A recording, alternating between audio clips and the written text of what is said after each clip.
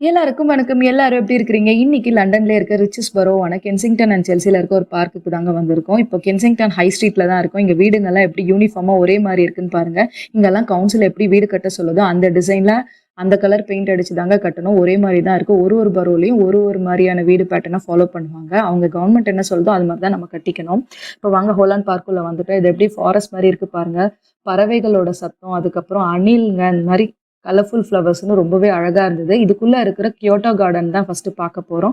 இதுல வெளியில வந்து கியோட்டோன்னு ஜாப்பனீஸ்ல எழுதியிருக்கு. இது ஜப்பான்காரங்க கட்டின ஒரு கார்டன்ங்க. யுகே கவர்மெண்ட் அவங்களோட ஃபெஸ்டிவல்ஸ கண்டக்ட் பண்றதுக்காகவே, அவங்க ரிக்வெஸ்ட்டுக்காக ஒதுக்குன ஒரு இடங்க. அவங்க கேட்டிருக்காங்க போல இருக்கு. 1992ல அவங்களுக்காக அவங்களோட ஃபெஸ்டிவல செலிப்ரேட் பண்றதுக்காக ஒதுக்குன இடம் தான் இந்த கார்டன். இது ஒரு ஜப்பான் என்ஜினியர் தாங்க டிசைன் பண்ணியிருக்காரு. எவ்ளோ அழகா டிசைன் பண்ணியிருக்காருன்னு பாருங்க. ஆர்டிஃபிஷியலான ஒரு பாண்டு, ஜப்பானோட ஸ்கல்ப்சர்ஸ் அங்கங்க அந்த பாண்ட்குள்ள இருந்து ஒரு ஆர்டிஃபிஷியல் வாட்டர் ஃபால்ன்னு சூப்பரா இருந்தது. செர்ரி பிளாசம் ட்ரீ, மேப்பிள் ட்ரீன்னு அதுக்கு இன்னும் ஒரு அழகு கூட்டுற விதமா அங்க மரங்கள்லாம் அழகான பச்சை கலர்ல இருந்ததுங்க. ரொம்பவே சூப்பரான ஃப்ளவர்ஸும் இருந்தது. அது அது மட்டும் இல்லாம இந்த பாண்டுக்குள்ள நெறைய பெரிய ஃபிஷ் எல்லாம் கூட இருந்ததுங்க. அப்புறம் ஒரு மயிலும் இருந்தது. அதையும் நான் காமிக்கிறேன் வாங்க.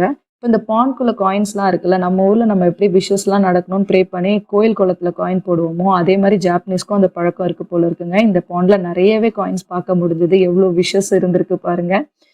இததாங்க நான் சொன்ன அந்த மயில். அதுக்கு கொஞ்சம் கூட ஆளுங்கலாம் நம்மள வீடியோ, ஃபோட்டோ எடுக்குறாங்கன்ற பயமே இல்லங்க. அது பாட்டுக்கு அது இடம்ன்ட்டு அது போயிட்டே இருந்தது. ரொம்ப அழகா இருந்தது பார்க்கறதுக்கு. இப்ப இந்த கார்டன விட்டு வெளில வந்தாச்சு. அடுத்து நம்ம டச் கார்டனுக்கு போற வழியில இருந்த ஒரு கெஃபே தாங்க இது.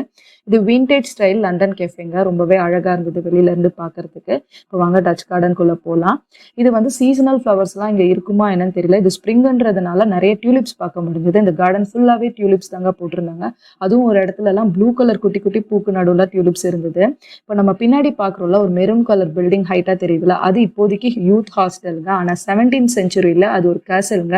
வால்டர் கோப்ன்றவர் கட்டுன கோப் கேசல்ங்க. அதுக்கப்புறம் அது ஹோலாண்ட் ஃபேமிலின்னு ஒரு ஃபேமிலி கைக்கு மாறுனதுக்கு அப்புறமா ஹோலாண்ட் ஹவுஸா இருந்திருக்கு.